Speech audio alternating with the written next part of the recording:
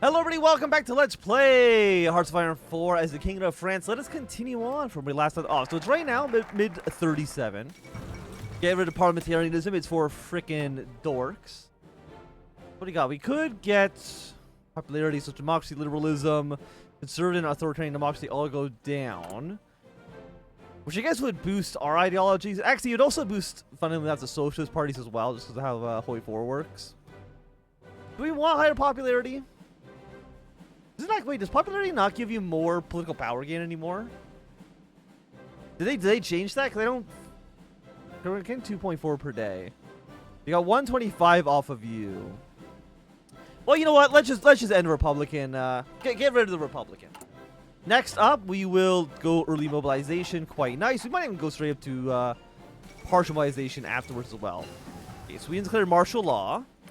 I don't think... Is that the event that triggers them to stay as a kind of like a military dictatorship? Okay, I think at this point, I think Sweden can't switch back to being socialist, so that's good for us.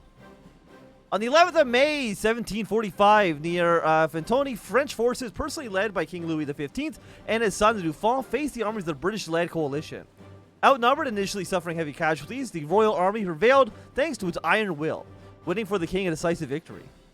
One force in particular illustrated itself, facing the British Coldstream Guards, sending the elite force into a frenzied retreat, even seizing their banner, the 6 regiments of the Irish Brigade. These brave exiled Jacobin Irishmen served France for generations, never letting go of their hope to one day see a free Ireland, fighting for our kings against the Fal na Shanach, the treachery of the British. Their dreams have now come true. Ireland is free, and the Shanach being our close allies will not stop us from commemorating Irish blood shed for France and the unbreakable bond uniting our two nations. Royal representatives traveling to Dublin to participate in the ceremony honoring the Irish Brigade on this day of their triumph at Fennoy, where a monument funded by the nation of the French and Irish integralists was unveiled, and used enthusiastic speeches in approximate Irish on our part, approximate French on theirs, were warmly received by a large crowd. The ceremony over, intense discussion took place between representatives of the party and our envoys of various topics, such as the translation of the works of Charles Maurras into the Irish language, our ongoing process of counter-revolution, as well as further funding for their movement that they claim will soon be in a favorable position to seize power. Looking positively Star Trek, these determined young men assured us that Ireland will once again stand with France to help us achieve our dream of freeing our homeland against both the communards and the Boche. Well, thank you. 20 opinion on them. I'm glad to have it. We're going to go for synthetic oil tech just so we can get our way up to fuel per oil gain, because we are actually losing oil. For the army, huh? You know what? That actually makes perfect sense because you were in combat. Yeah, okay, never mind. This all makes sense. Resentment spread towards the lower class of Senegal. Senegal is very clearly our most economically dynamic colony in West Africa. Large port of the car is supplied with mining resources from the Senegalese countryside, with other goods coming in from all of West Africa by railway. This rich export economy relies, however, on a deep divide between the merchant bourgeoisie in the cities, composed of Frenchmen, but also of the black évoluers, the evolves, with French citizenship, and a vast working class. The most visible example of this being the dockers of Dakar and the miners. In reality, the lower class is mostly under the regime of forced labor called by the colonial authorities, most notably to build infrastructure. Senegalese society is thus very stratified, and this is somewhat something the lower classes seem to be starting to realize. Murmurs of jealousy and questioning the system are spread to the Senegalese working class. Why are the ones in Dakar so rich, yet we struggle to live correctly? If Senegal is still far from most provinces revolt, a few strikes have already been put down last year, and the situation needs to be kept to scrutiny. So a little bit more stability loss, political power penalties as well. Very, very cool. You know what? I'm kind of thinking about sending in the army. I mean, we're only like 9% off of 50%. You know what? It's okay. It's not so bad.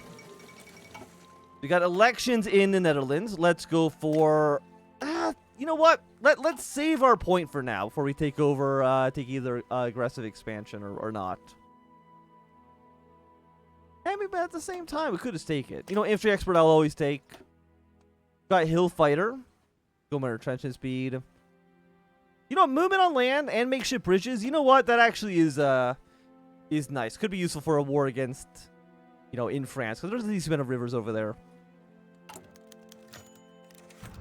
Okay. News from Corsica.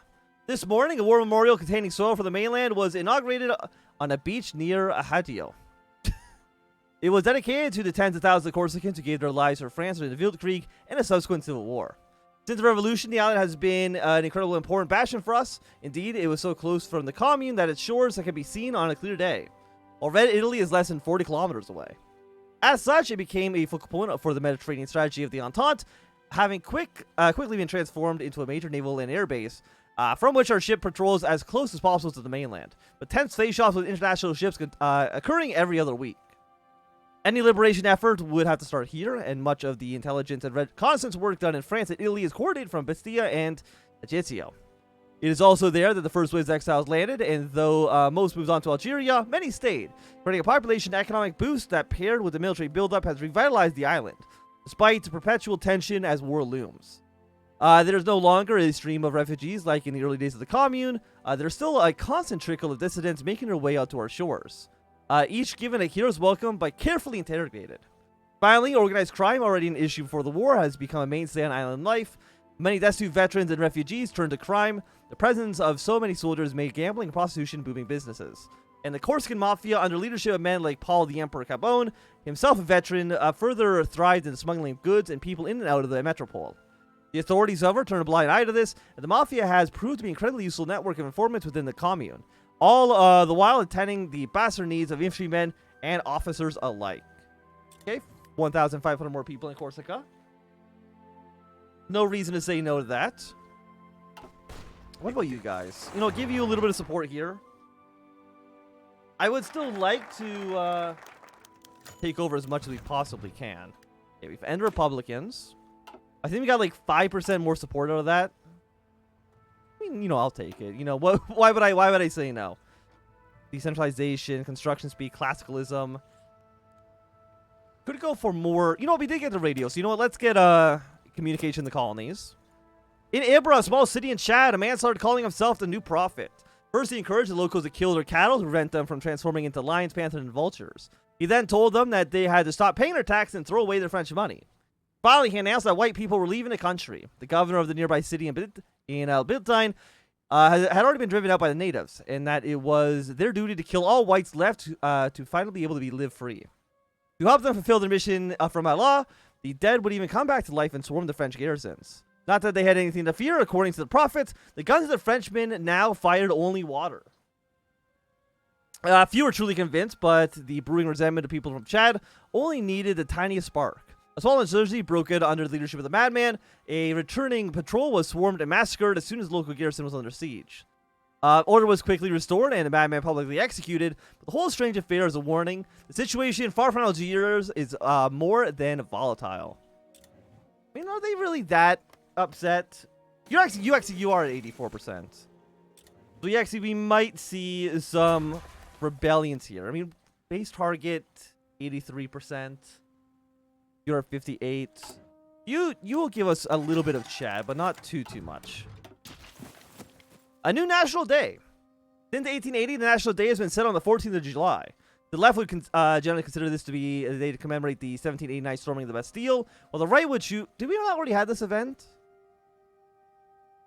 15 political power, 1.5 stability. Actually, no, I think the first part might be the same. I think the bottom half might be different. France did not have an official national day prior to the revolution, and as such, 3 propositions have been brought before the king. The feast of Saint Louis, King of France, on the 25th of August, have been the occasion for popular celebrations in honor of the king, and is the closest the Ancelins regime had to a national day. However, since 1922, 2 saints had been declared by the papacy to the primary patron saints of France. Our Lady of her Assumption, the 15th of August, as well as traditionally considered Regina Gallia, the Queen of France, and Saint Joan of Arc, sent by God to free France. Her feast day falling on the 30th of May, while her martyrdom took place. Which day will the king choose as a national holiday? Well, I think we gotta go for Joan of Arc, right? If we're gonna celebrate one person for a national holiday, I think Joan of Arc makes sense here. Okay, go to partial mobilization. Thank you. Will Chad rise up? I don't know if we'll get like a notification. Or like, hey, Shad's gonna rise up in, 15 days or something like that. Or they might just show up randomly. Because we're at 83. But I guess the average is less than 83, right? The average in Shad, which is not called Shad, it's called the Wadi Empire, I think. The average is 70. So I think this needs to hit 80 for the rebellion to, open revolt. It needs to hit 80% for that to occur. 39 is a little too expensive. Let's go for 38 weapons. Louis Bellerotte, born in 1872, engineer, inventor, and pioneer of French aviation, died of cardiac arrest in his Algiers villa at only 64 years old. Fascinated with the idea of flying and inspired by the prototypes of French engineer Clement Adir and the success of the Wright brothers, Bellerotte put the profits of his automobile parts business towards the creation of flying machines. First encountering so many failures that the press derisively nicknamed him the King of Crashing. He eventually achieved worldwide fame and recognition for being the first to cross the channel in an airplane in 1909 in only 37 minutes. A living legend of aviation, even being attributed to the first pilot's license, he created a successful firm building his ever-improving designs. With the Great War, he specialized in light reconnaissance planes, his company producing eventually more than 10,000 planes for the French army. At the outbreak of the revolution, Bellerotte fled to Algeria, like so many others, and successfully re-implemented his business. Bellerotte Aeronautics, the Marshal, encouraging research and development in any field with the potential to help the coming war effort, eventually running as candidates for the Party Radical. Following his death, the government has put out a statement honoring his contribution to the field of aviation and to the war effort, as well as to his resilience facing his early setbacks, calling him an example for all Frenchmen in these difficult times. The creation of Louis Blériot Medal, to be awarded to record settlers in speed, altitude, and distance of light aircraft, was also announced. We get one more support for social liberalism. Not super happy with that one, unfortunately. How are you guys doing over here? You're not doing super well. You got 4 units here. Okay, I'm going to have you pull back, please. Resistant target, compliant. Okay, what is going to do with promote autonomy? We'll get that one going. Thank you very much. Get stage 4 of the railroad on its way. Kingdom of Spain's about to collapse very, very soon. I have a gut feeling that CNT is probably going to end up winning the war in Spain. That's at least my hunch for now. By the way, who won the Dutch elections? The Conservatives? Hopefully that'll mean that the socialists do not take power in the country. For obvious reasons, that'd be really, really bad for us. Okay, Switzerland will not be going socialist, so that's quite nice. If the Dutch were to have a revolution, I don't know if the German AI could really handle fighting France, Belgium, and the Dutch at the same time. What's going on over in Poland, by the way? Not too sure. Okay, Sweden joined the Reichspakt. It'd be nice to be able to utilize them against the Norwegians when the time comes. Okay, let's go fuel refinings. We get a little bit more oil gain. It'll be quite nice for us. What about you guys over here? The Carlists, the thing with Carlists is they just don't have enough units. They need more troops. I'll give you a little bit of support here, because I will be nice. We're not going to send in the army. Don't solidify control. How many trains do we have? 13.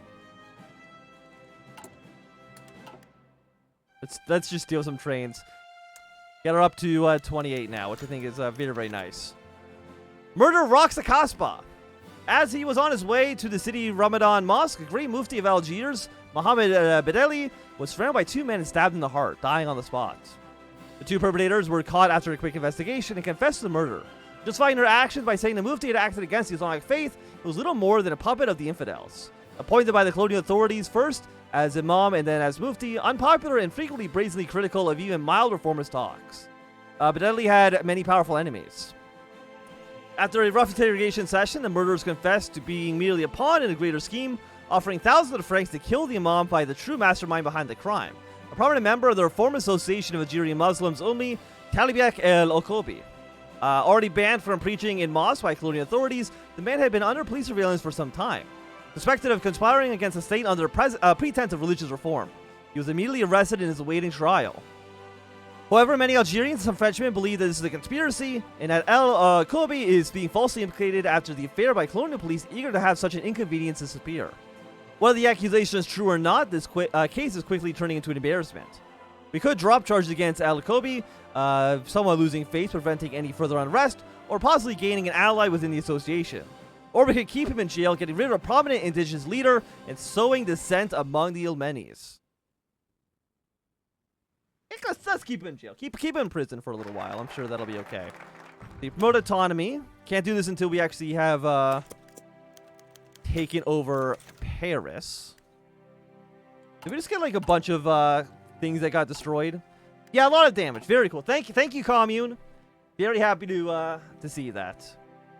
But I think that at least for right now, with some arrests going on Algiers and a murder in the Casbah, this is going to be a good time for us to end this episode.